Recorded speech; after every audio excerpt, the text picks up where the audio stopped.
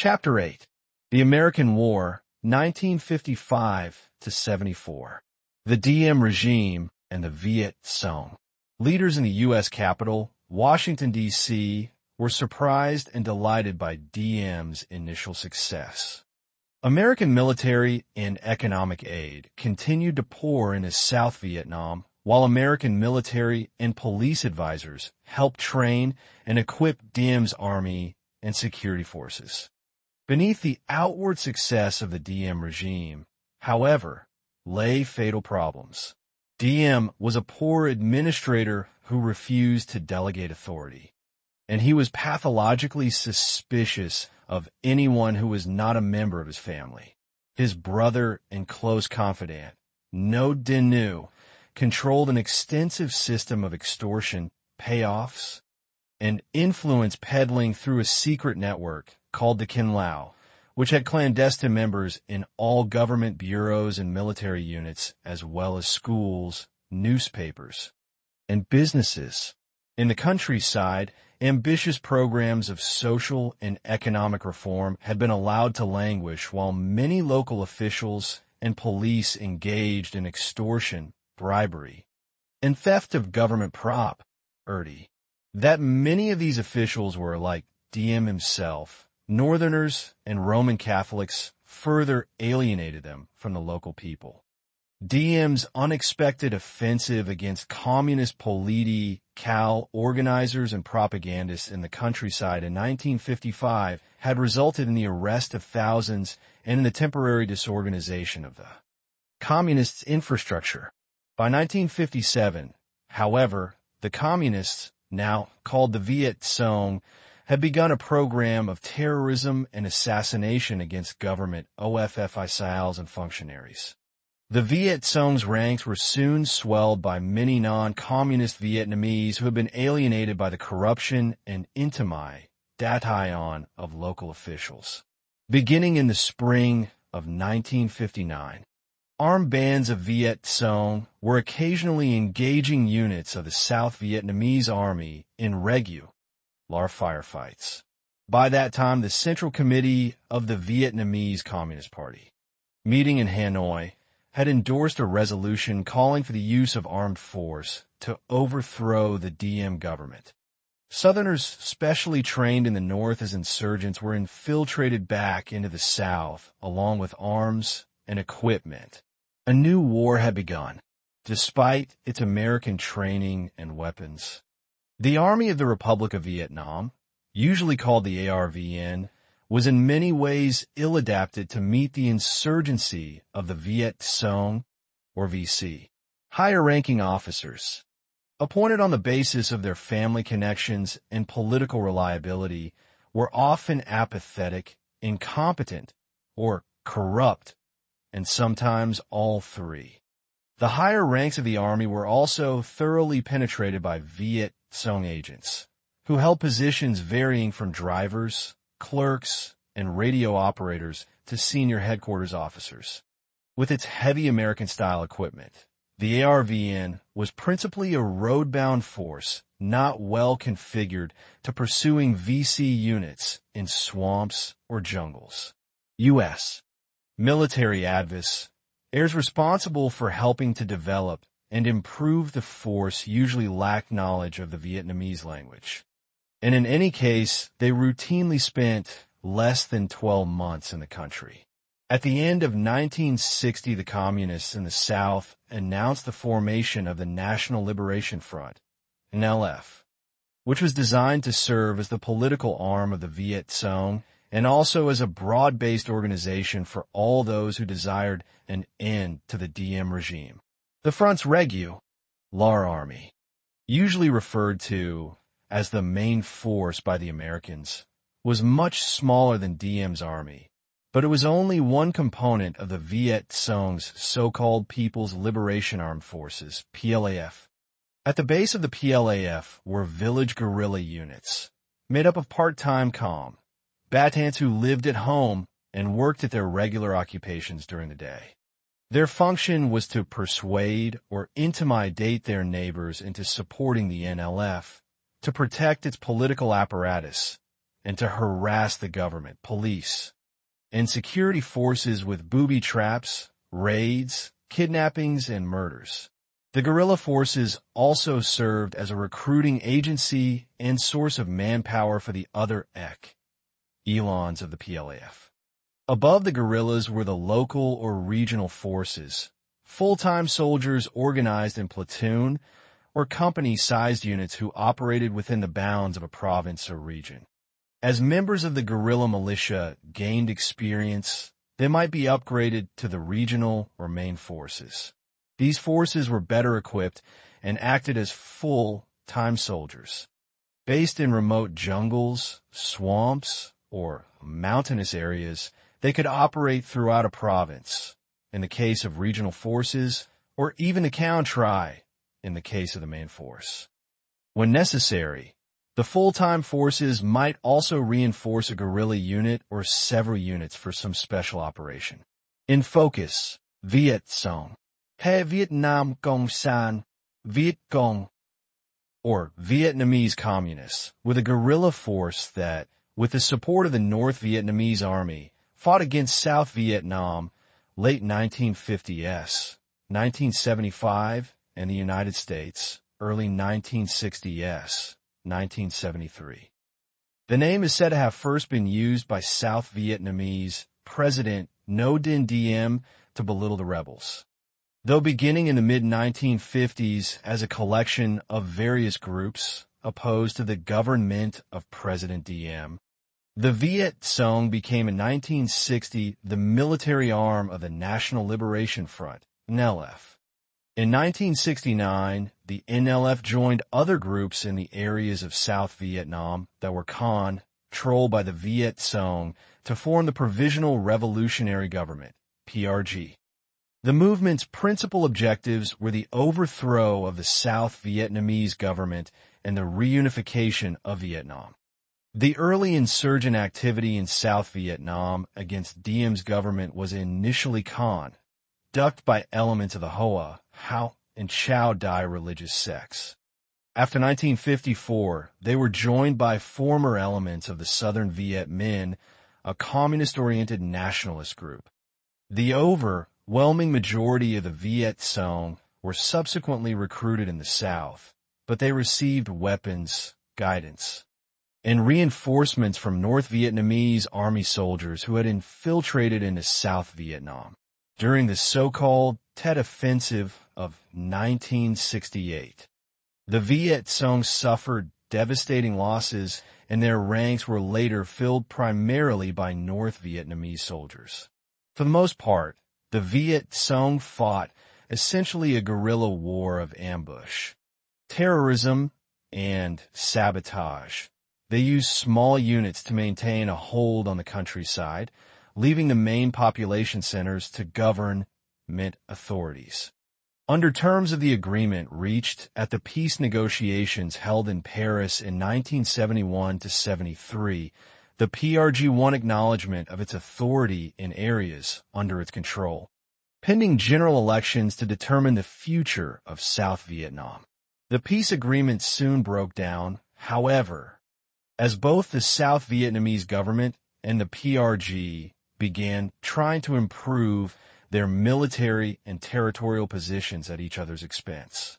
Following the full-scale North Vietnamese invasion of South Vietnam and the subsequent rapid collapse of the government of South Vietnamese President Nguyen Van Thieu in the spring of 1975, the PRG assumed power as the government of South Vietnam.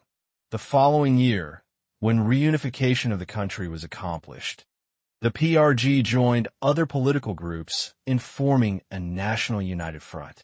Real governmental power was subsequently exercised by the Vietnamese Communist Party and its North Vietnamese leadership.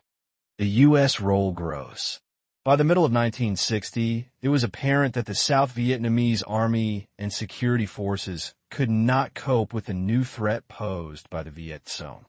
During the last half of 1959, VC initiated ambushes and attacks on posts averaged well over 100 a month. In the next year, too, 500 government functionaries and other real and imagined enemies of the Viet Cong were assassinated. It took some time for the new situation to be recognized in Saigon and Washington. Only after 4 VC companies had attacked and overrun an ARVN regiment, TAL headquarters northeast of Saigon in January 1960, did Americans in Vietnam begin to plan for increased U.S. aid to DM. They also began to search for ways to persuade DM to reform and reorganize his government, a search that would prove futile. To the new administration of U.S. President John F. Kennedy, who took office in 1961, Vietnam represented both a challenge and an opportunity. The Viet Cong's armed struggle against DM seemed to be a prime example of the new Chinese and Soviet strategy of encouraging and aiding wars of national liberation in newly independent islands of Asia and Africa. In other words, helping communist-led insurgencies to subvert and overthrow the shaky new governments of emerging nations. Thus, Kennedy and some of his close advisors believed that Vietnam presented an opportunity to test the United States' ability to conduct a counterinsurgency against communist subversion and guerrilla warfare. Kennedy accepted without serious case, tie-in the so-called domino theory, which held that the fates of all Southeast Asian countries were closely linked and that a communist success in one must necessarily lead to the fatal weakening of the others. A successful effort in Vietnam, in Kennedy's words, the cornerstone of the free world in Southeast Asia, would provide to both allies and adversaries evidence of U.S.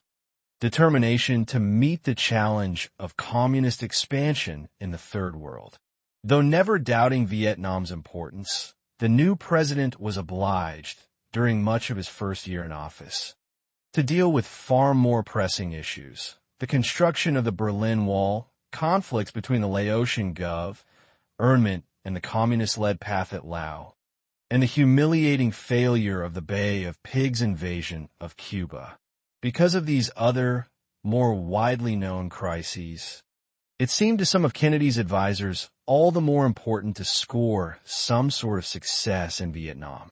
Success seemed urgently needed as membership in the NLF continued to climb. Military setbacks to the ARVN continued, and the rate of infiltration from the north increased. U.S. intelligence estimated that in 1960 about 4,000 communist CAD residential infiltrated from the north. By 1962, the total had risen to some 12,900. Most of these men were natives of South Vietnam. U.S. Army Chief of Staff Gen. Maxwell Taylor left, and U.S. Secretary of Defense Robert McNamara Center meet with President John F. Kennedy, right, in the White House, September 1963. AFP Getty Images. Who had been regrouped to the north after Geneva. More than half were Communist Party members, hardened and experienced leaders. They provided a framework around which the PLAF could be organized to arm and equip their growing forces in the South. Hanoi lead heirs sent crew-served weapons and ammunition in steel-hulled motor junks down the coast of Vietnam, and also through Laos via a network of tracks known as the Ho Chi Minh Trail. But most of the firearms for PLAF soldiers actually came from the United States. Large quantities of American rifles, carbines, machine guns, and mortars were captured from Saigon's armed forces or simply sold to the Viet Cong by DM's corrupt officers and functionaries. Many of the South's problems could be attributed to the continuing incompetence, rigidity, and corruption of the DM regime. But the South Vietnamese president had few American critics in Saigon or Washington. Instead, the U.S. administration made great efforts to reassure DM of its support. Dispatching Vice President Lyndon B. Johnson to Saigon in May 1961 and boosting economic and military aid.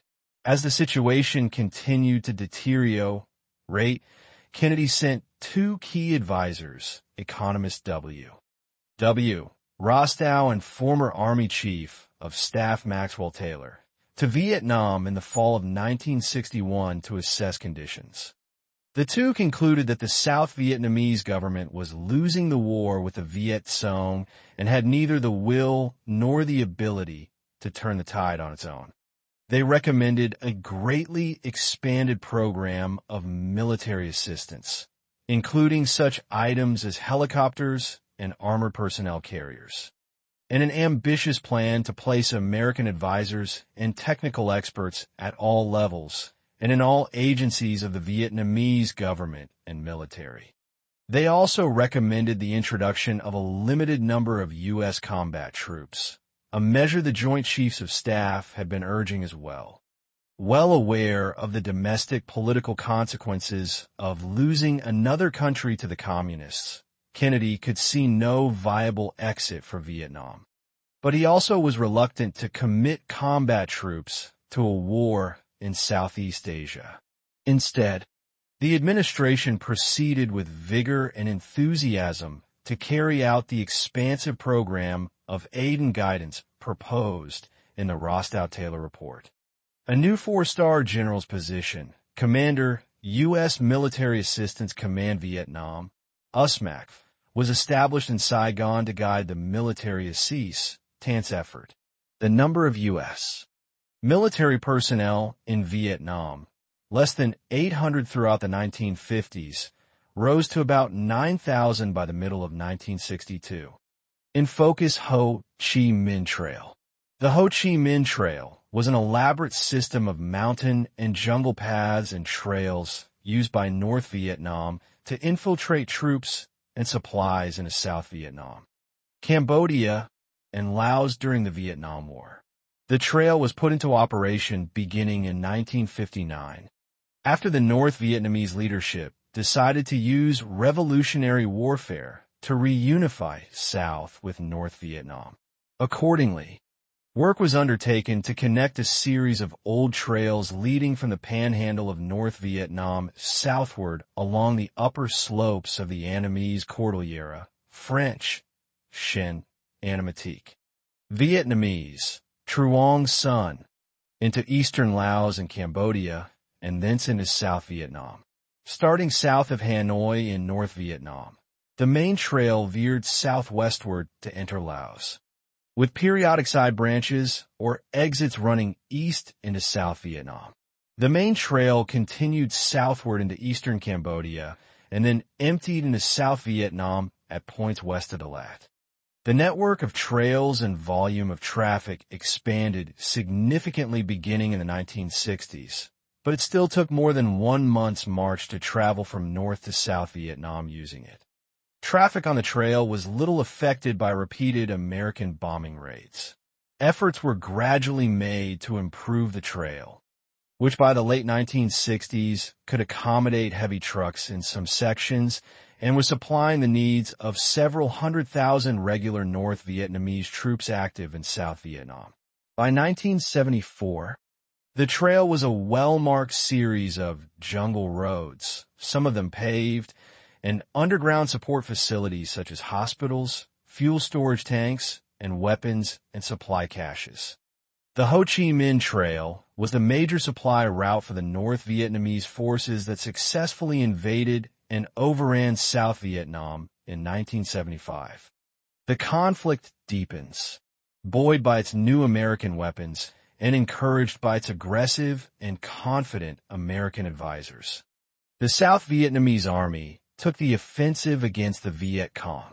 At the same time, the Diem government undertook an extensive security campaign called the Strategic Hamlet Program.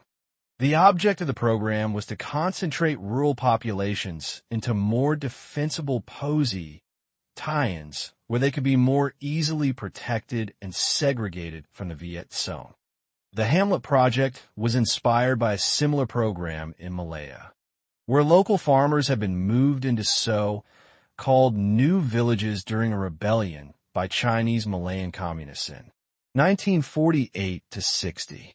In the case of Vietnam, however, it proved virtually impossible to tell which Vietnamese were to be protected and which excluded, because of popular discontent with the compulsory labor and frequent dislocations involved in establishing the villages. Many strategic hamlets soon had as many VC recruits inside their walls as outside. Meanwhile, the Viet Cong had learned to cope with the ARVN's new array of American weapons. Helicopters proved vulnerable to small arms fire, while armored personnel carriers could be stopped or disoriented if their exposed drivers or machine gunners were hit. The communist survival of many military encounters was helped by the fact that the leadership of the South Vietnamese army was as incompetent, faction-ridden, and poorly trained as it had been in the 1950s, despite heavier American assistance. In January 1963, a Viet Cong battalion near the village of AP Bac in the Mekong Delta south of Saigon, though surrounded and outnumbered by ARVN forces, successfully fought its way out of its encirclement, destroying 5 helicopters and killing about 80 South Vietnamese soldiers and 3 American advisors. By now, some AGRA's Civ American newsmen were beginning to report on serious deficiencies in the U.S. advisory and support programs in Vietnam, and some advisors at lower levels were beginning to agree with them. But by now, there was also a large and powerful bureaucracy in Saigon that had a deep stake in ensuring that U.S. programs appeared successful. The USMAC commander Paul Harkins and U.S. Ambassador Frederick Nolting in particular continued to assure Washington that all was going well. By the summer of 1963, however, there were growing doubts about the ability of the Diem government to execute the war. The behavior of the No family, always odd, had now become bizarre. Diem's brother New was known to smoke opium daily and was suspected by U.S. intelligence of secretly negotiating with the North. In May 1963, the No's became embroiled in a fatal quarrel with the Buddhist leadership. Strikes and demonstrations by Buddhists in Saigon and Hue were met with violence by the army and new security forces and resulted in numerous arrests. The following month, a Buddhist monk, Thich Quang Duc, publicly doused himself with gasoline and set himself ablaze as a protest against Diem's repression. Sensational photographs of that event were on the front pages of major American newspapers the following morning. By now, many students and MEM bears of the professional classes in South. Buddhist monk Thich Quang Duc sets himself on fire to protest the repressive regime of South Vietnamese President Ngo Dinh Diem in Saigon. South Vietnam, 1963. Keystone/Halton Archive/Getty Images. Vietnamese cities had joined the Buddhists. After a series of brutal raids by government forces on Buddhist pagodas in August, a group of South Vietnamese generals secretly approached the U.S. government to determine how Washington might react to a coup to remove Diem. The U.S. reply was far from discouraging, but it was not until November, after further deterioration in Diem's relations with Washington, that the generals felt ready to move. On November 1st, ARVN units seized control of Saigon, disarmed new security forces, and occupied the presidential palace. The American attitude was officially neutral, but the U.S. Embassy maintained contact with the dissident generals while making no move to aid the No's, who were captured and murdered by the army. Diem's death was followed by Kennedy's less than 3 weeks later. With respect to Vietnam, the assassinate president left his successor, Lyndon B. Johnson, a legacy of indecision, half measures, and gradually increasing involvement. Kennedy had relished Cold War challenges. Johnson did not. A veteran politician and one of the ablest men ever to serve in the U.S. Senate, he had an ambitious domestic legislative agenda that he was determined to fight through Congress. Foreign policy crises would be at best a distract, tie-in, and at worst a threat to his domestic reforms. Yet Johnson, like Kennedy, was also well aware of the high political costs of losing another country to communism. He shared the view of most of his advisors, many of them holdovers from the Kennedy administration, that Vietnam was also a key test of U.S. credibility and ability to keep its commitments to its allies. Consequently, Johnson was determined to do everything necessary to carry on the American commitment to South Vietnam. He replaced Harkins with General William Westmoreland, a former superintendent of the U.S. military academy at West Point, and increased the number of U.S. military personnel still further, from 16,000 at the time of Kennedy's death in November 1963 to 23,000 by the end of 1964. In focus, the media and the Vietnam War. Vietnam became a subject of large-scale news coverage only after American combat troops had been committed to the war in the spring of 1965. Prior to that time, the number of American newsmen in Indochina had been small, less than 24, even as late as 1964. At the height of the war, in 1968, there were about 450 accredited journalists of all nationalities in Vietnam. About 60 of these journalists were permanently based in Vietnam reporting for the U.S. wire services, the radio and television networks, and the major newspaper chains and news magazines. USMAC made military transportation readily available to news people, and some took advantage of this to frequently venture into the field to get their stories firsthand. However, many spent most of their time in Saigon and got their stories from joint U.S. Public Affairs Office daily briefings known as the 5 o'clock follies.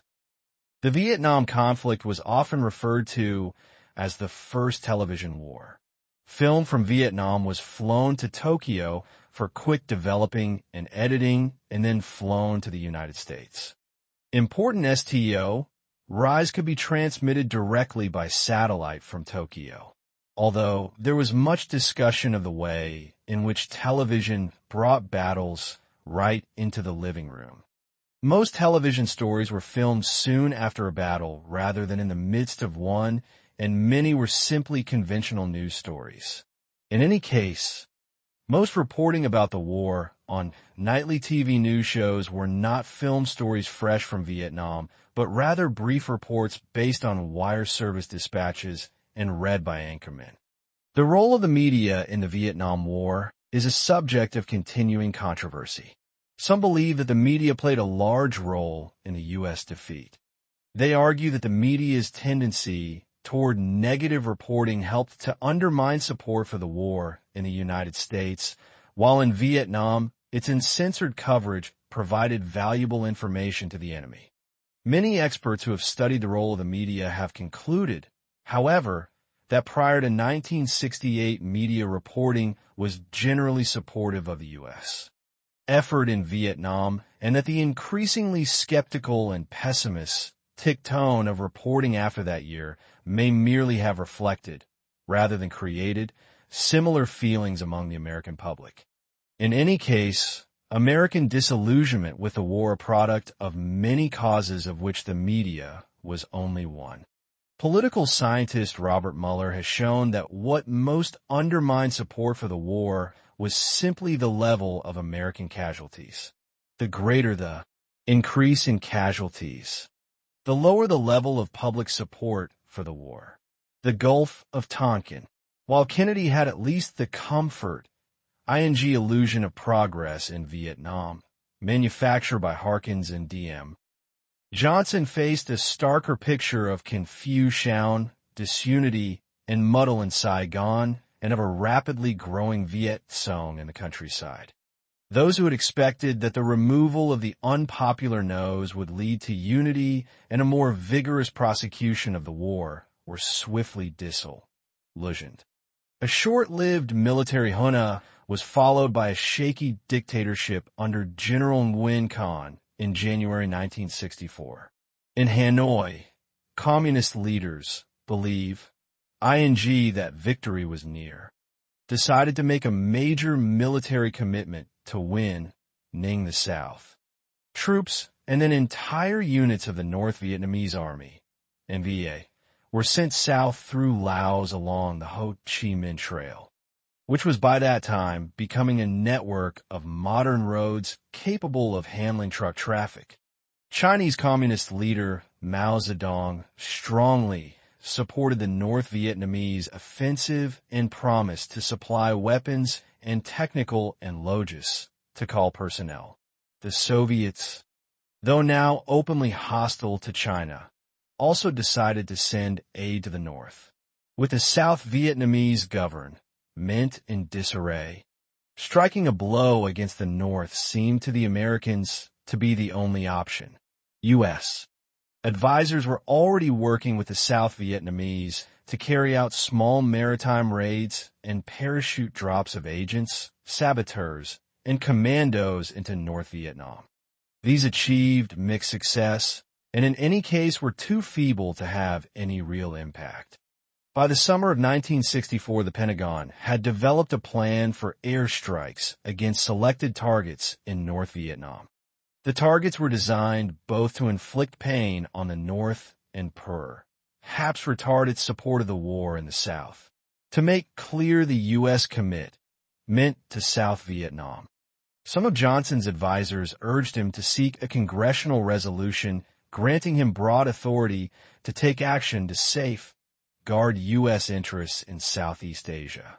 Johnson, however, preferred to shelve the controversial issue of Vietnam until after the November election. However, an unexpected development in August 1964 altered that timetable. On August 2nd, the destroyer USS Maddox was attacked by North Vietnamese torpedo boats while on electronic surveillance patrol in the Gulf of Tonkin. The preceding day, patrol boats of the South Vietnamese Navy had carried out clandestine raids on the islands of Hon Mi and Hon Nu, just off the coast of North Vietnam. And the North Vietnamese may have assumed that the Maddox was involved.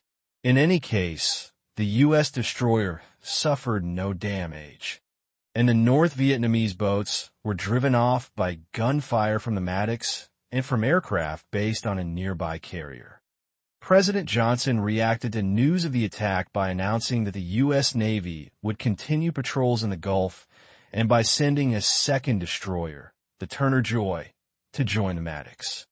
On the night of August 4th, the two ships reported a second attack by torpedo boats.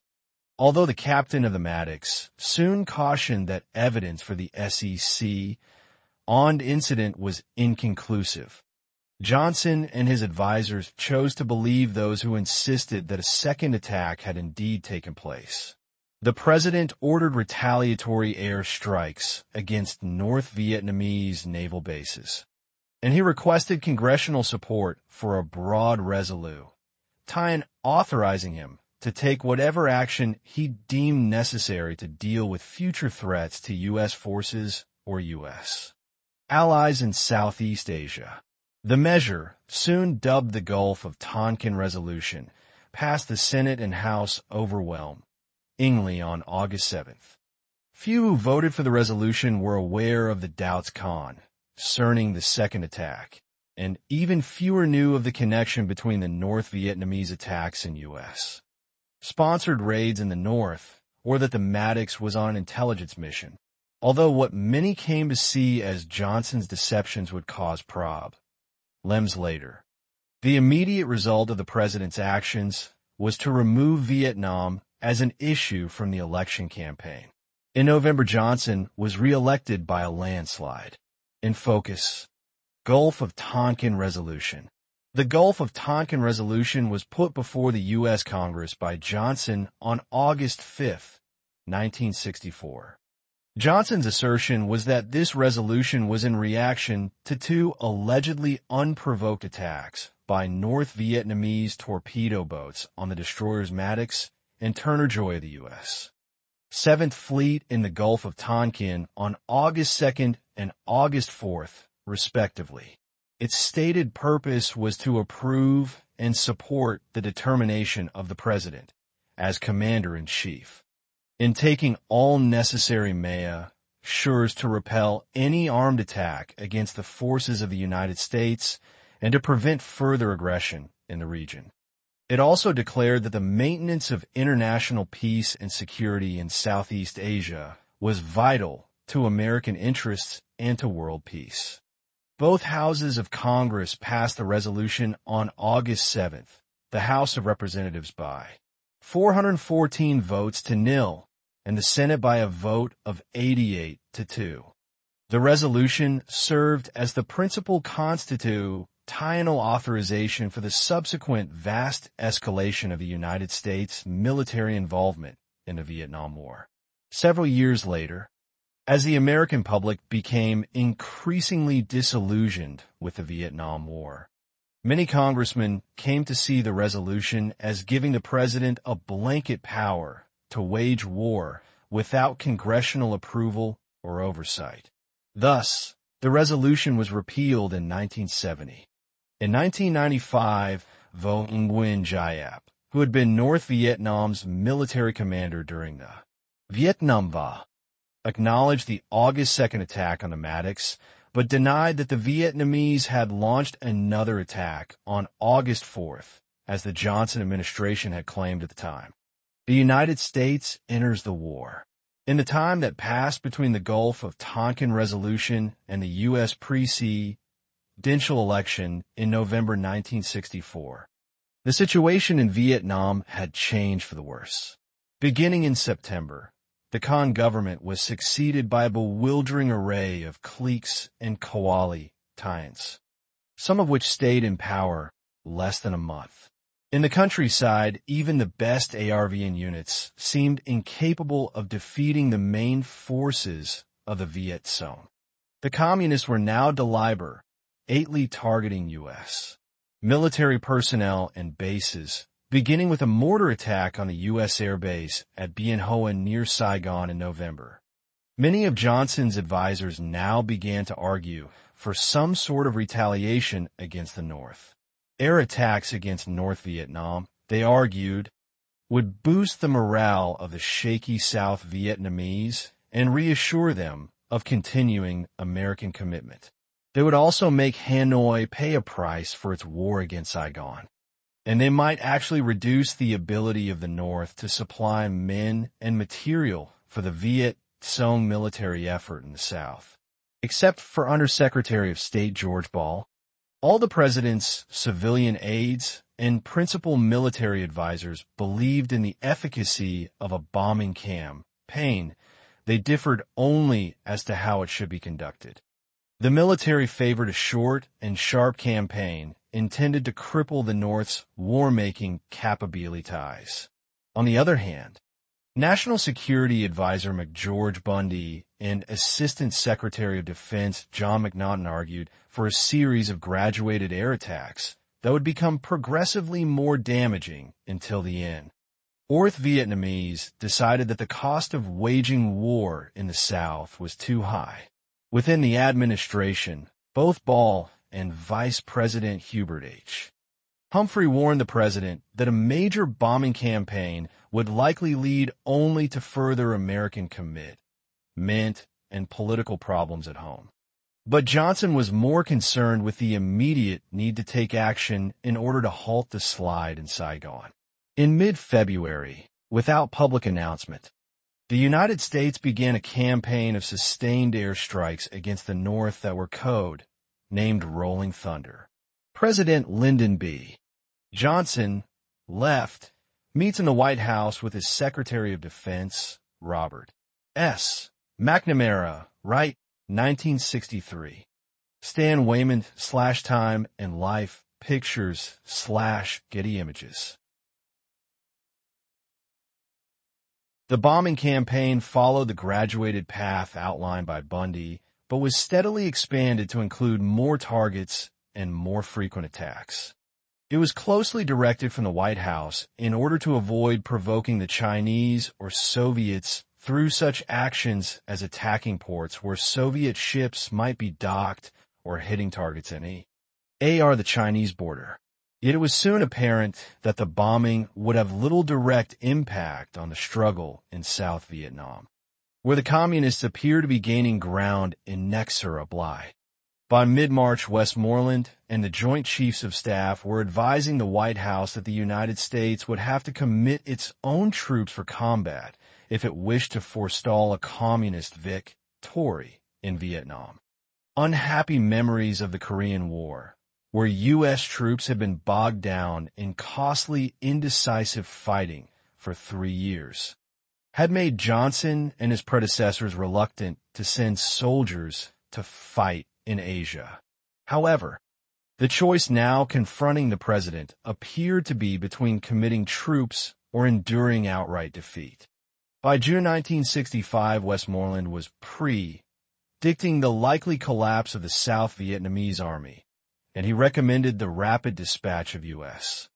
troops to undertake offensive missions against the Viet Cong and North Vietnamese anywhere in South Vietnam. Secretary of Defense Robert S. McNamara, on a mission to Vietnam in early July, confirmed the need for additional forces. In late July, Johnson took the final steps that would commit the United States to full-scale war in Vietnam.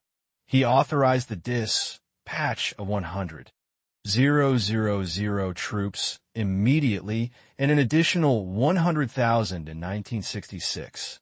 The President publicly announced his decisions at a news conference at the end of July. There was no declaration of war, not even an address to Congress, and no attempt to put the country on a war foot, economically. The National Guard and military reserves were not called to active service, even though such a measure had long been part of the military's mobilization plans. Firepower comes to naught. Although Johnson and his advisors had painstakingly examined the question of committing military forces to Vietnam, how many should be sent and when, they had given little thought to the question of what the troops might do once they arrived. In contrast to the tightly controlled air war in the North, conduct of the ground war in the South was largely left to the leadership of General Westmoreland. Westmoreland commanded all U.S. operations in the South, but he was reluctant to press for a unified U.S. and South Vietnamese command, despite the questionable capabilities of many South Vietnamese generals. Instead, the two allies depended on coordination and a continuation of the existing advisory relationship, with every South Vietnamese army unit larger than a company having its complement of U.S. advisors. At the top of the hierarchy, Westmoreland himself served as senior advisor to the chief of the Vietnamese Joint General Staff, General Chow Van Veen. The chronic political instability in Saigon seemed finally to have abated with the installation in February 1965 of a government headed by the Army General Nguyen Van Thieu as head of state and Air Force General Nguyen Chow Kai as Prime Minister. This arrangement, backed by most of the top military commanders, lasted until 1968, when Kai was eased out of power, leaving Thieu in sole control. Whatever the status of the South Vietnamese forces, they were clearly relegated to a secondary role as U.S. troops and equipment poured into the country. To support these forces, the Americans constructed an enormous logistical infrastructure that included 4 new jet-capable air bases with 10,000-foot, 3,048 kilometers, runways, 6 new deep-water ports, 75 tactical air bases, 26 hospitals, and more than 10 million square feet 929,000 sq meters of warehousing. By the fall of 1965, U.S. Marines and soldiers had clashed with NVA and VC main force troops in bloody battles on the Batangan Peninsula south of Da Nang and in the Ia Drang Valley in the Central Highlands. The U.S. forces employed their full panoply of firepower, including airstrikes, artillery, armed helicopters, and even B-52 bombers, to inflict enormous losses on the enemy. Yet the communists believed they had more than held their own in these battles, and they were encouraged by the fact that they could easily reoccupy any areas they might have lost once the Americans pulled out. Westmoreland's basic assumption was that U.S. forces, with their enormous and superior firepower, could best be employed in fighting the enemy's strong, just units in the jungles and mountains, away from heavily populated areas. Behind the shield provided by the Americans, the South Vietnamese Army and security forces could take on local Viet Cong elements and proceed with the job of reasserting government control in the countryside. Meanwhile, the regular forces of the Viet Cong and the NVA would continue to suffer enormous casualties at the hands of massive U.S. firepower. Eventually, went the argument, the communists would reach the point where they would no longer be able to replace their losses on the battlefield. Having been ground down on the battlefield, they would presumably agree to a favorable peace settlement. That point seemed very distant to most Americans as the war continued into 1966 and 1967. Washington declared that the war was being won, but American casualties continued to mount, and much of what the public could see of the war on television appeared confusing, if not futile.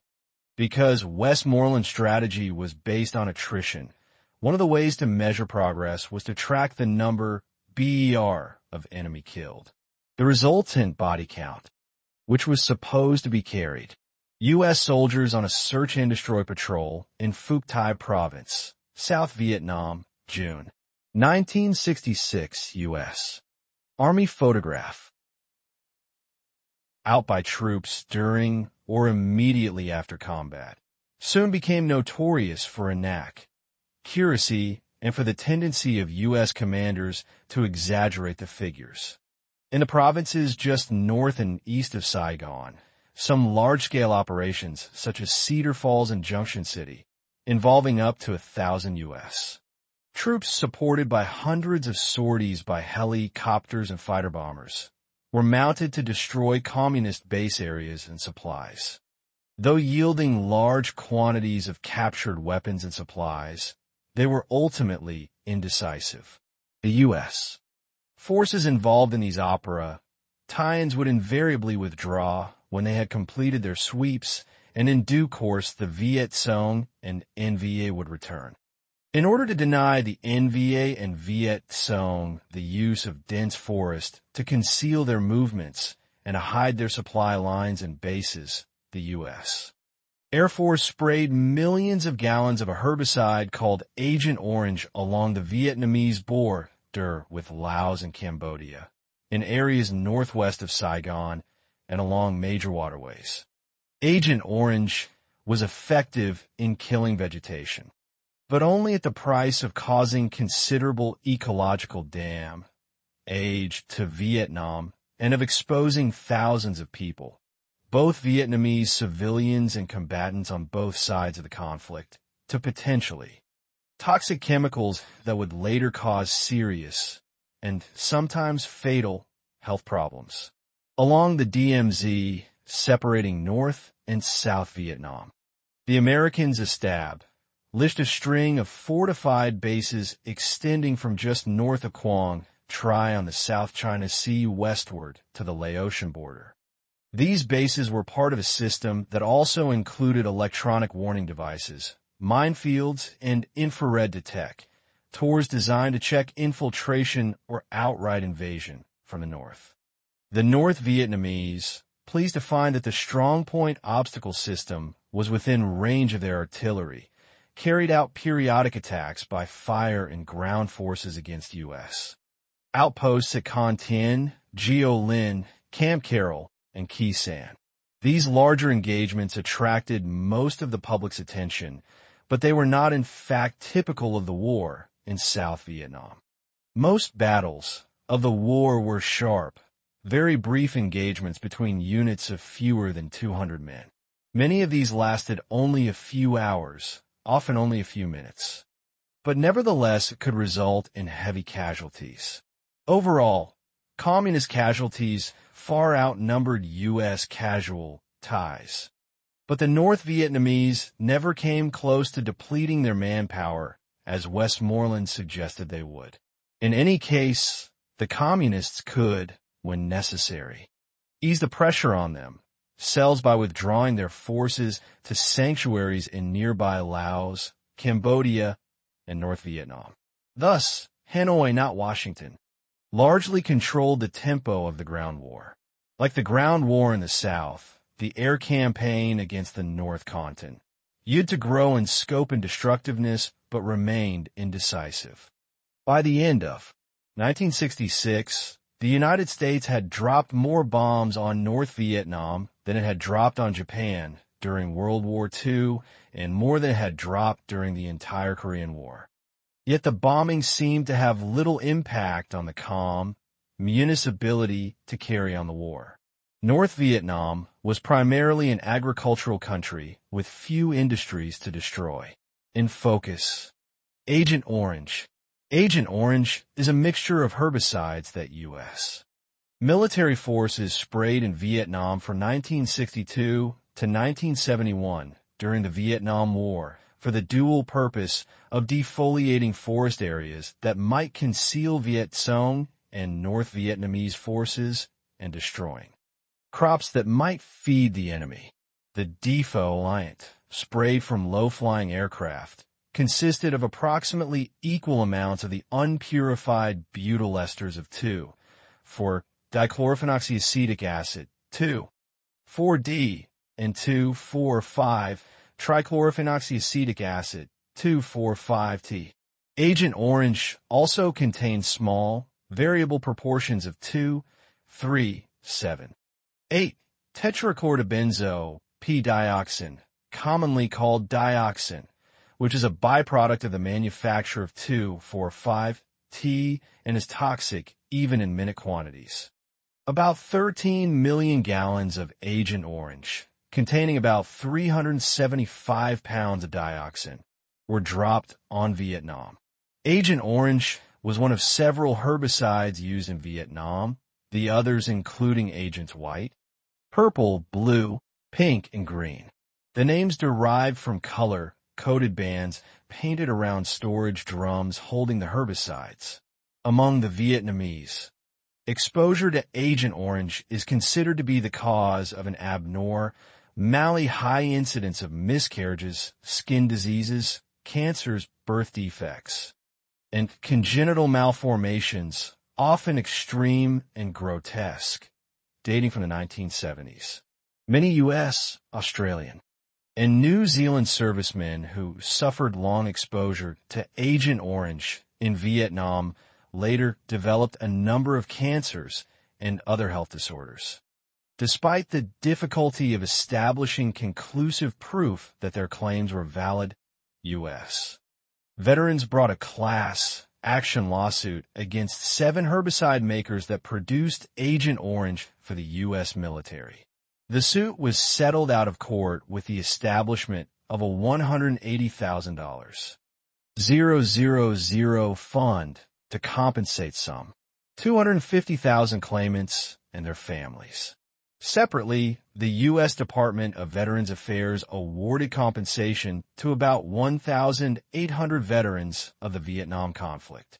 Many of the necessities of Hanoi's war effort came directly from China and the Soviet Union, which competed with each other to demonstrate support for Ho Chi Minh's heroic war against U.S. imperialism. The Soviets provided an estimated 1.8 billion rubles in military and economic aid and sent 3,000 military advisors and technicians along with sophisticated weapons to the north. China spent an estimated $2 billion in assisting Hanoi. At the height of its effort, it had more than 300,000 engineering, medical, and anti-aircraft artillery troops in the Democratic Republic of Vietnam. Even when bombed, ING knocked out more than 80% of the North's petroleum storage facilities during the summer of 1966. The Central Intelligence Agency, CIA, reported no discernible shortages of petroleum or disruption of transportation, while the air raids continued. North Vietnam aggressively strengthened its air defenses with the help of the latest radars, anti-aircraft guns, missiles, and modern jet fighters supplied by the Soviets and Chinese. By the end of 1966, the United States had already lost almost 500 aircraft and hundreds of air crewmen killed or held as prisoners of war. In focus, B-52. The B-52, or Stratofortress, was a U.S. long-range heavy bomber. It was designed by the Boeing Company in 1948, first flown in 1952, and first delivered for military service in 1955. Though originally intended to be an atomic bomb carrier capable of reaching the Soviet Union, it has proved adaptable to a number of missions. And some B-52s are expected to remain in service well into the 21st century. The B-52 has a wingspan of 185 feet, 56 meters, and a length of 160 feet, 10.9 inches, 49 meters. It is powered by 8 jet engines mounted under the wings in 4 twin pods. The plane's maximum speed at 55,000 feet is Mach 0.9, 595 miles, or 957 kilometers per hour. At only a few hundred feet above the ground, it can fly at Mach 0.5, 375 miles, or 603 kilometers per hour. It originally carried a crew of 6. Its sole defensive armament being a remotely controlled gun turret in the tail. In 1991, the gun was eliminated and the crew reduced to 5. Between 1952 and 1962, Boeing built 744 B-52s in a total of 8 versions, designated A through H. The B-52, it was primarily a test version. It was the B-52B that entered service in the U.S. Strategic Air Command as a long-range nuclear bomber. The C through F versions, their range extended by larger fuel capacity and in-flight refueling equipment, were adapted to carry tons of conventional bombs in their bomb bay and on pylons under the wings. Beginning in 1965, B-52DS and FS flying from bases on Guam and Okinawa and in Thailand carried out highly destructive bombing campaigns over North and South Vietnam. The B-52G, also used to attack North Vietnam, was given even greater fuel capacity and was equipped to launch a number of air-to-surface and anti-ship missiles. Boeing B-52 Stratofortress, a U.S. high-altitude bomber, dropping a stream of bombs over Vietnam, U.S. Air Force. By the summer of 1970, the White House was left with little more than Vietnamization and troop withdrawals as a way to end the war.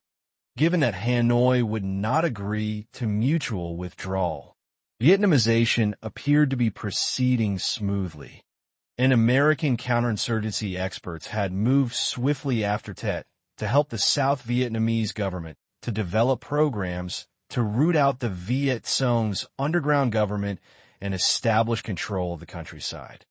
The Viet Cong, seriously weakened by losses in the 1968-69 offensives, now found themselves on the defensive in many areas. However, the limits of Vietnamization were soon demonstrated. In March 1971, a large ARVN attack into Laos, codenamed Lam Sun 719 and designed to interdict the Ho Chi Minh Trail, ended in heavy casualties and a disorderly retreat. In the United States, large-scale demonstrations were now less common, but disillusionment with the war was more widespread than ever. One poll claimed that 71% of Americans believed the United States had made a mistake in sending troops to Vietnam, and that 58% found the war immoral. Discontent was particularly directed toward the selective service system, which had long been seen as unfairly conscripting young men from racial minorities and poor backgrounds while allowing more privileged men to defer conscription by enrolling in higher EDU cation.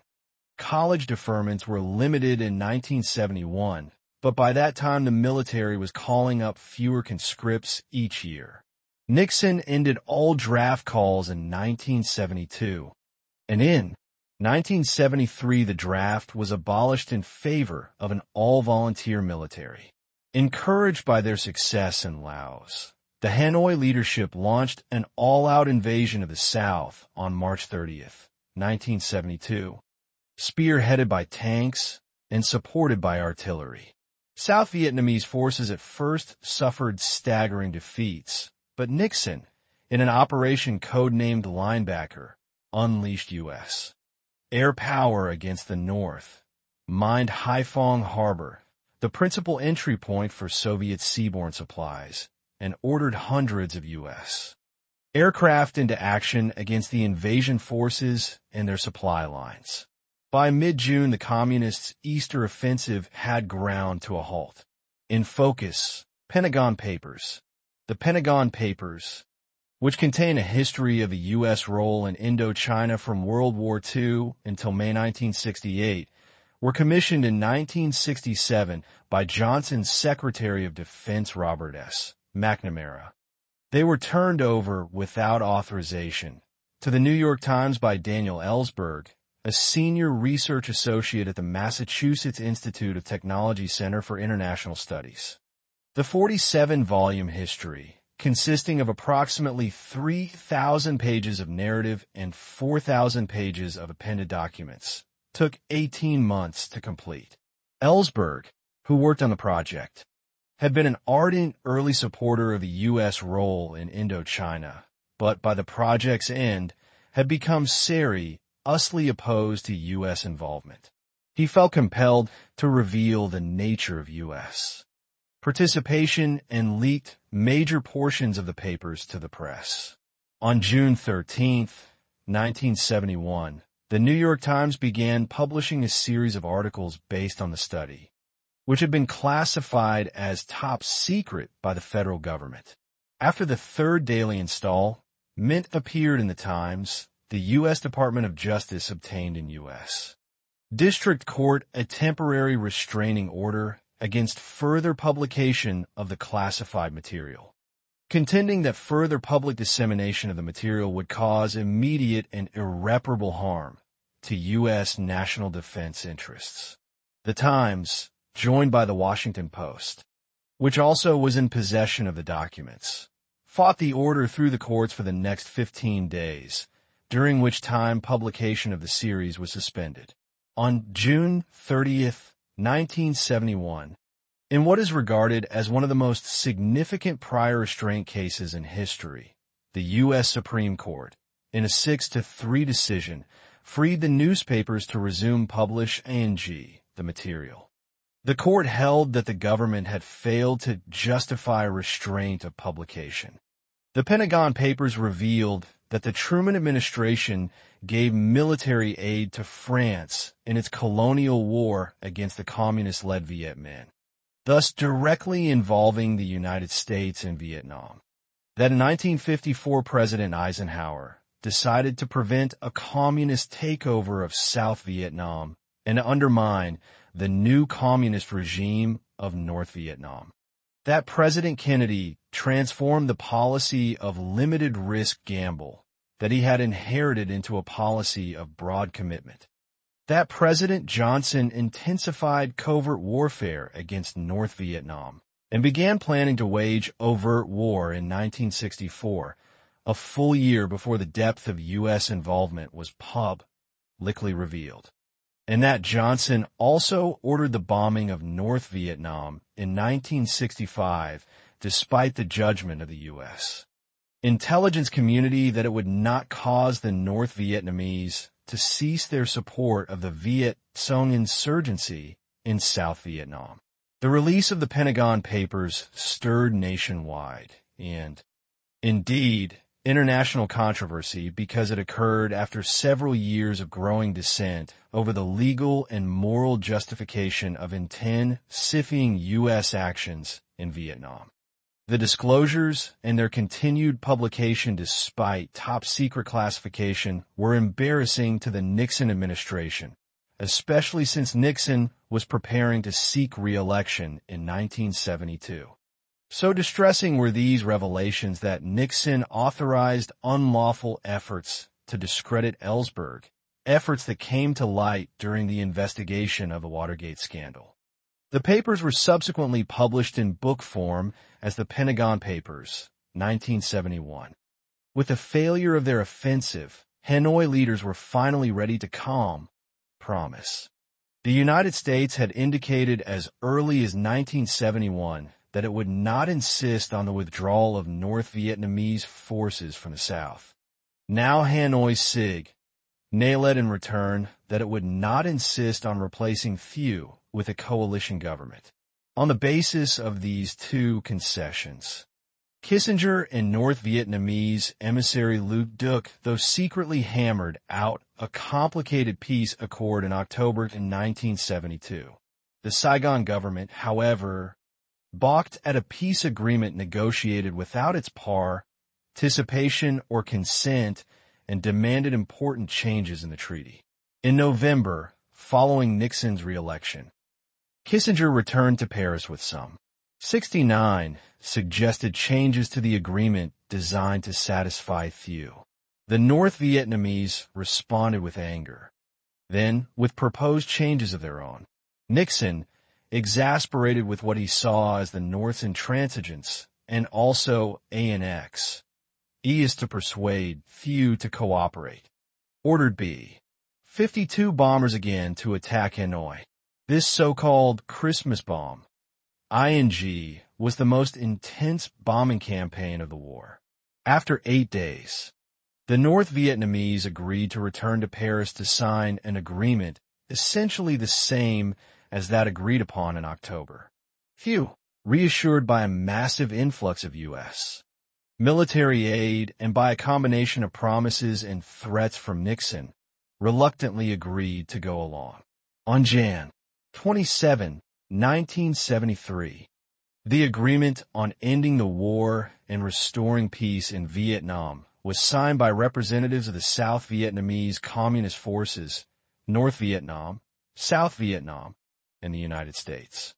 A ceasefire would go into effect the following morning throughout North and South Vietnam, and within 60 days, all U.S. forces would be withdrawn, all U.S. bases dismantled, and all prisoners of war released.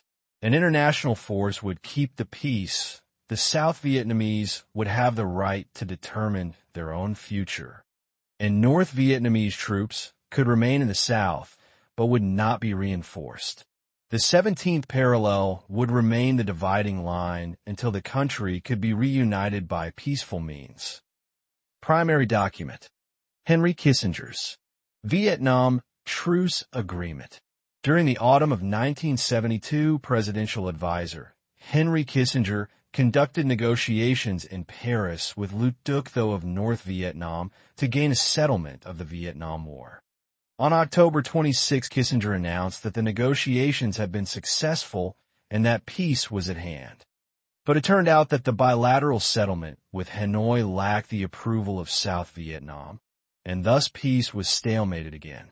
In mid-December press, Richard Nixon ordered saturation bombing of North Vietnam. By the end of the month, the bombing was ordered stopped, and the Paris peace talks were scheduled to resume. On January 15th, 1973. The president ordered a halt to all military action against North Vietnam because progress was being made in Paris. On January 23rd, in a televised address to the nation, Nixon announced that Kissinger and Lou Duc, though, had initialed an agreement to end the fight, ing. Details of the agreement were explained by Kissinger in a nationally televised news conference on January 24th. Portions of the news conference clarifying the main points of the truce are reprinted here. In addition to the agreement, there were several protocols relating to such matters as the return of American prisoners, implementation of an International Control Commission, ceasefire regulations, institution of a joint military commission, and the removal of mines from Haiphong Harbor. Department of State Bulletin, February 12, 1973. Ladies and gentlemen, the President last evening presented the outlines of the agreement, and by common agreement between us and the North Vietnamese, we have today released the texts. And I am here to explain, to go over briefly what these texts contain and how we got there, what we have tried to achieve in recent months, and where we expect to go from here. Let me begin by going through the agreement, which you have read. The agreement, as you know, is in 9 chapters. The first affirms the independence, sovereignty, unity, and territorial integrity, as recognized by the 1954 Geneva Agreements on Vietnam, agreements which established 2 zones divided by a military demarcation line. Chapter 2 deals with the ceasefire.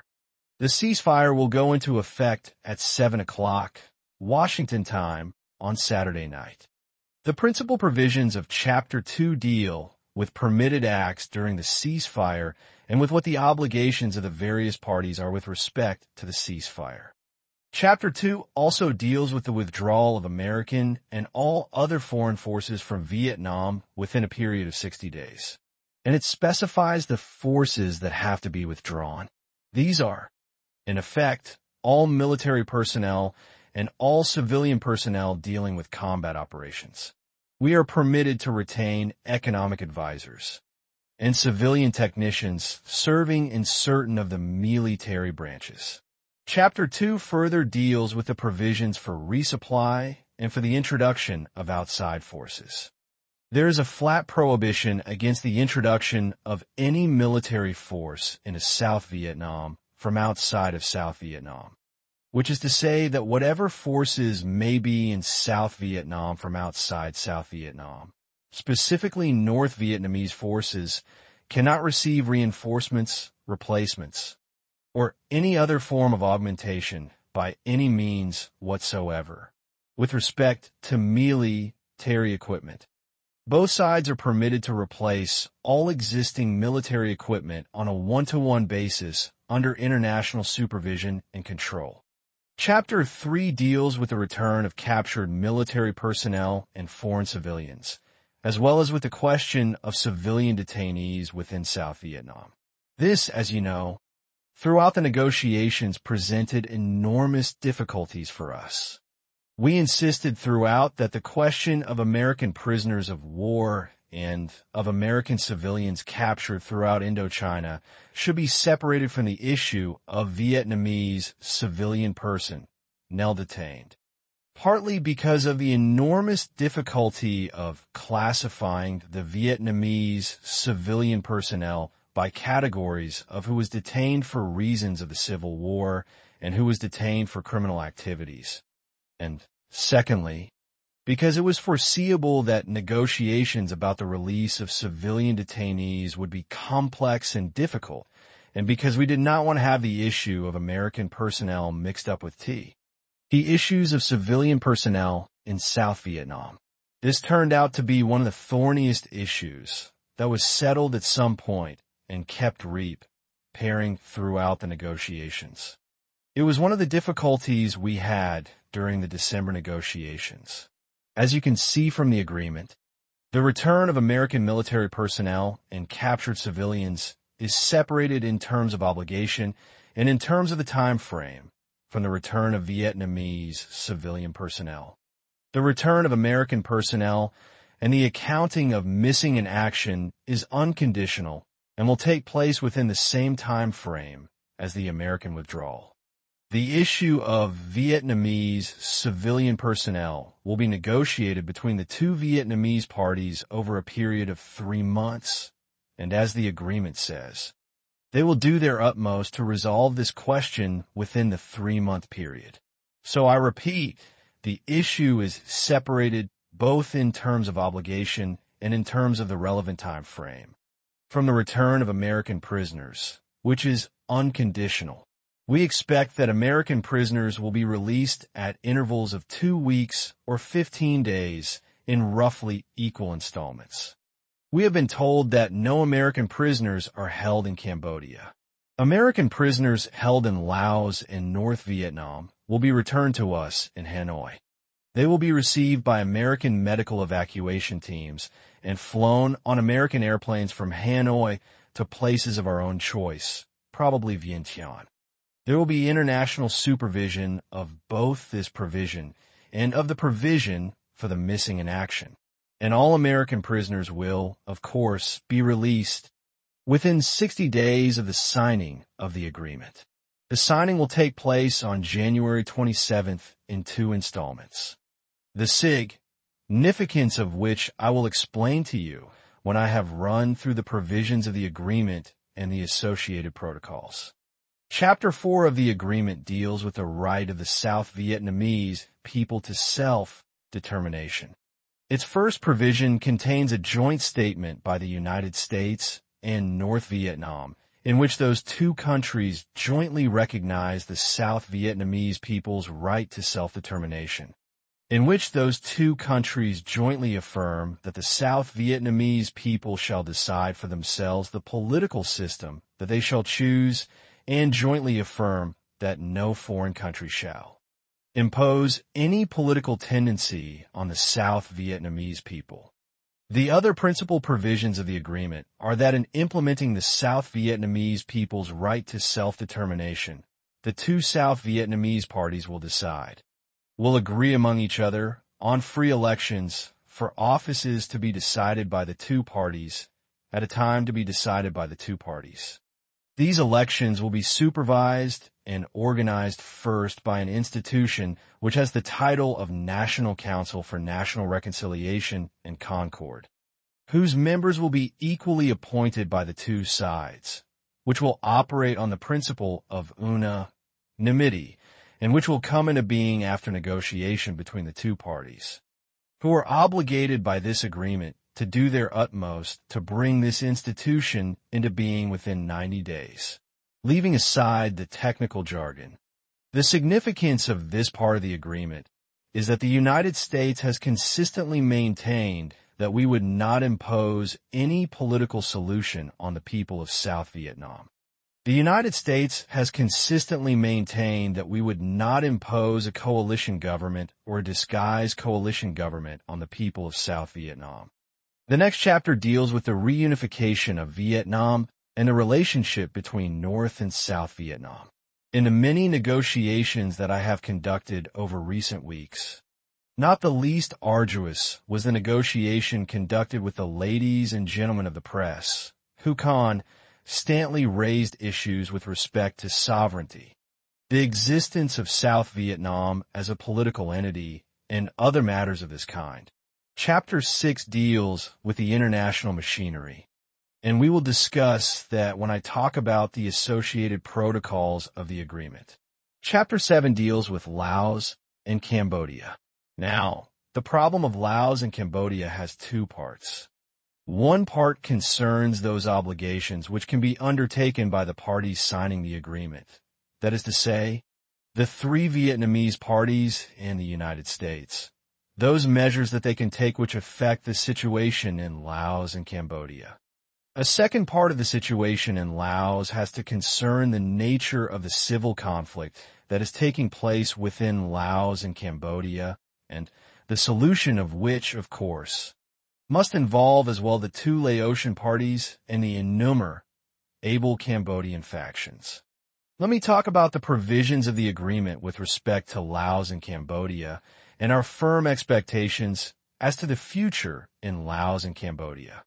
The provisions of the agreement with respect to Laos and Cambodia reaffirm, as an obligation to all the parties, the provisions of the 1954 Agreement on Cambodia and of the 1962 Agreement on Laos, which affirm the neutrality and right to self-determination of those two countries. They are therefore consistent with our basic position with respect also to South Vietnam. In terms of the immediate conflict, the provisions of the agreement specifically prohibit the use of Laos and Cambodia for military and any other operations against any of the signatories of the Paris Agreement or against any other country.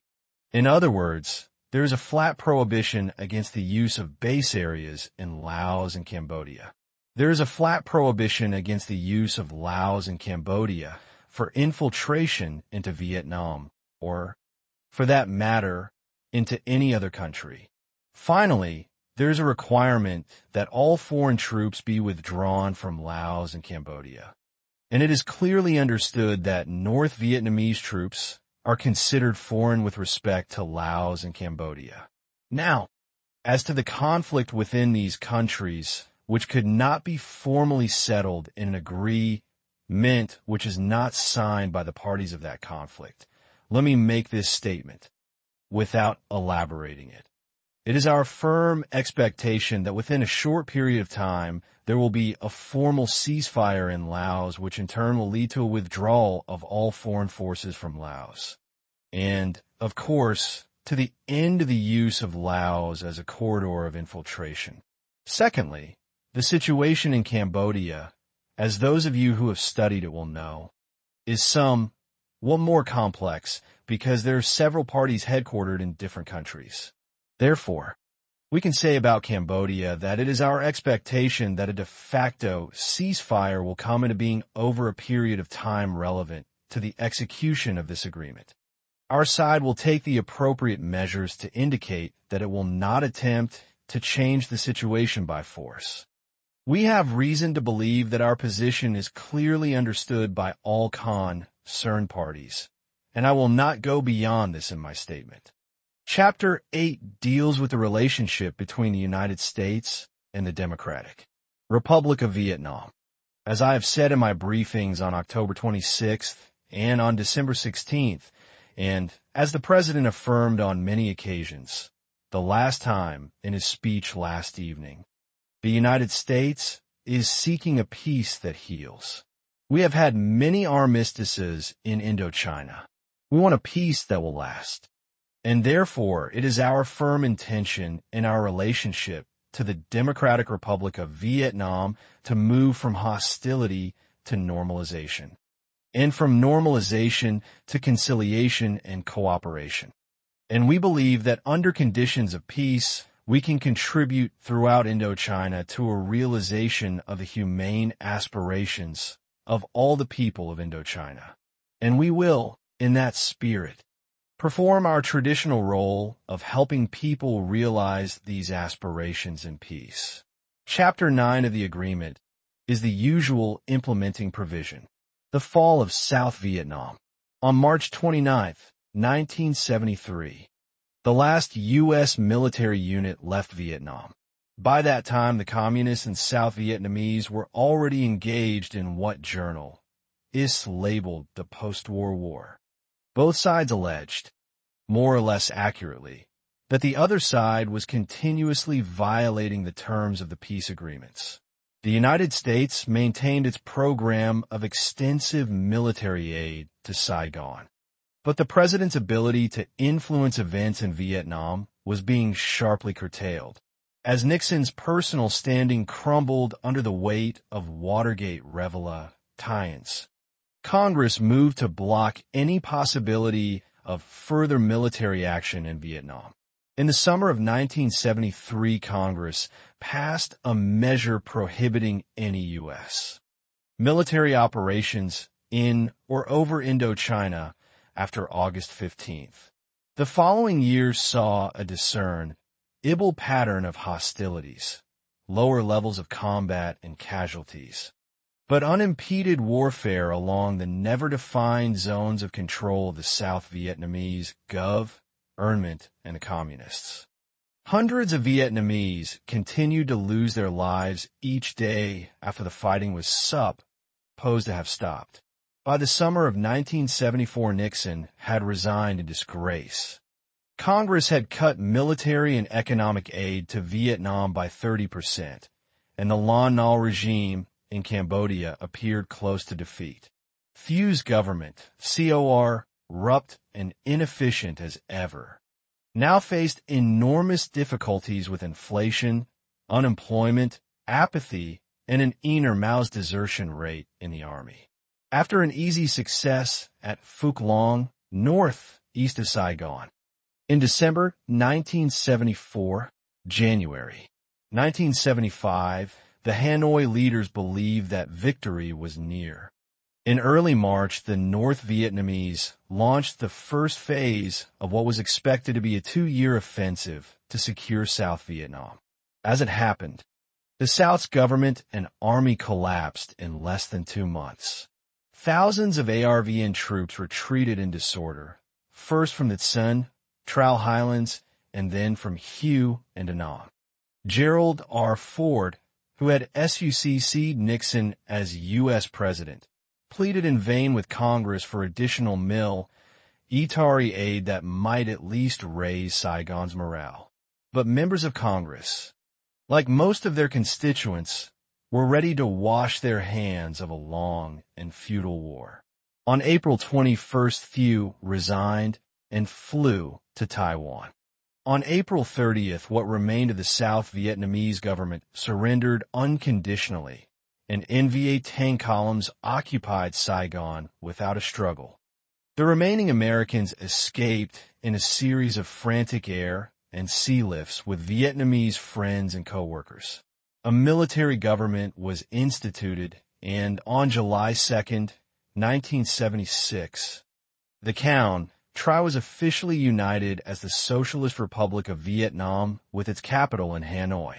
Saigon was renamed Ho Chi Minh City. The 30-year struggle for control over Vietnam was over. Primary document, Henry Kissinger's The Evacuation of Vietnam News Conference. On April 30th, 1975, the South Vietnamese government collapsed and surrendered to North Vietnam. The long Vietnam War had finally ended. Cambodia had already fallen 13 days earlier, and Laos was soon to follow. In the days before Saigon's collapse, the United States conducted a massive evacuation project to bring out most of the Americans who were still there, as well as thousands of South Vietnamese who felt they would be endangered by the communist takeover. On April 29th, Secretary of State Henry Kissinger held a news conference explaining the evacuation and answer ING reporters' questions on the future of American foreign policy. Portions of a news conference are reprinted here. Weekly compilation of presidential documents, May 5th, 1975. Ladies and gentlemen, when the President spoke before the Congress, he stated as our objective the stabilization of the situation in Vietnam. We made clear at that time, as well as before many congressional hearings, that our purpose was to bring about the most controlled and the most humane solution that was possible, and that these objectives required the course which the President had set. Our priorities were as follows. We sought to save the American lives still in Vietnam. We tried to rescue as many South Vietnamese that had worked with the United States for 15 years in reliance on our commitments as we possibly could, and we sought to bring about as humane an outcome as was achievable under the conditions that existed. Over the past 2 weeks, the American personnel in Vietnam have been progressively reduced. Our objective was to reduce at a rate that was significant enough so that we would finally be able to evacuate rapidly, but which would not produce a panic which might prevent anybody from getting out. Our objective was also to fulfill the human obligation which we felt to the tens of thousands of South Vietnamese who had worked with us for over a decade. Finally, we sought through various intermediaries to bring about as humane a political evolution as we could. By Sunday evening, the personnel in our mission had been reduced to 950, and there were 8,000 South Vietnamese to be considered in a particularly high-risk category, between 5 and 8,000. We do not know the exact number. On Monday evening Washington time, around 5 o'clock, which was Tuesday morning in Saigon, the airport in Tan Son Hut was rocketed and received artillery fire. The president called an NSC meeting. He decided that if the shelling stopped by dawn Saigon time, we would attempt to operate with fixed-wing aircraft from Tan Son Hut Airport for one more day to remove the high-risk South Vietnamese, together with all the defense attaché's office Dao, which was located near the Tan Son Hut Airport. He also ordered a substantial reduction of the remaining American personnel in South Vietnam. I may point out that the American personnel in Saigon was divided into two groups. One with the defense attaché's office, which was located near the Tan Son Hut Airport. The second one, which was related to the embassy and was with the United States mission in downtown Saigon. The shelling did stop early in the morning on Tuesday, Saigon time, or about 9 p.m. last night. Washington time. We then attempted to land C-130s, but found that the population at the airport had got out of control and had flooded the runways. It proved impossible to land any more fixed-wing aircraft. The president thereupon ordered that the Dao personnel, together with those civilians that had been made ready to be evacuated, be moved to the Dao compound, which is near Tan Son Nhut Airport. And at about 11 o'clock last night, he ordered the evacuation of all Americans from Tan Son Nhut and from the embassy as well. This operation has been going on all day, which, of course, is night in Saigon under difficult circumstances. And the total number of those evacuated numbers about 500. We will have the exact figures for you tomorrow, of which about 1,000 are Americans. Our ambassador has left, and the evacuation can be said to be completed. In the period since the President spoke to the Congress, we have therefore succeeded in evacuating all of the Americans who are in South Vietnam, losing the 2 Marines last night to rocket fire and 2 pilots today on a helicopter. We succeeded in evacuating something on the order of 55,000 South Vietnamese. And we hope that we have contributed to a political evolution that may spare the South Vietnamese some of the more drastic consequences of a political change. But this remains to be seen. This last point remains to be seen. As far as the administration is concerned, I can only underline the point made by the President.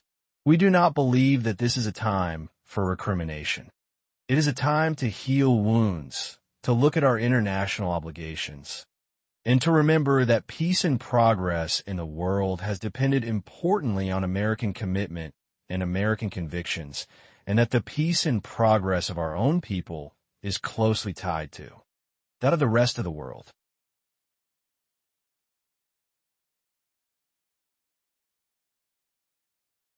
Combat and casualties, but unimpeded warfare along the never-defined zones of control of the South Vietnamese government and the Communists. Hundreds of Vietnamese continued to lose their lives each day after the fighting was supposed to have stopped. By the summer of 1974, Nixon had resigned in disgrace. Congress had cut military and economic aid to Vietnam by 30%, and the Lon Nol regime in Cambodia appeared close to defeat. Thew's government, corrupt and inefficient as ever, now faced enormous difficulties with inflation, unemployment, apathy, and an enormous desertion rate in the army. After an easy success at Phuc Long, northeast of Saigon, in December 1974, January 1975, the Hanoi leaders believed that victory was near. In early March, the North Vietnamese launched the first phase of what was expected to be a 2-year offensive to secure South Vietnam. As it happened, the South's government and army collapsed in less than 2 months. Thousands of ARVN troops retreated in disorder, first from the Son, Trout Highlands, and then from Hue and Da Nang. Gerald R. Ford, who had succeeded Nixon as U.S. President, pleaded in vain with Congress for additional military aid that might at least raise Saigon's morale. But members of Congress, like most of their constituents, were ready to wash their hands of a long and futile war. On April 21st, Thieu resigned and flew to Taiwan. On April 30th, what remained of the South Vietnamese government surrendered unconditionally, and NVA tank columns occupied Saigon without a struggle. The remaining Americans escaped in a series of frantic air and sea lifts with Vietnamese friends and co-workers. A military government was instituted, and on July 2, 1976, the Count Tri was officially united as the Socialist Republic of Vietnam with its capital in Hanoi. Saigon was renamed Ho Chi Minh City. The 30-year struggle for control over Vietnam was over.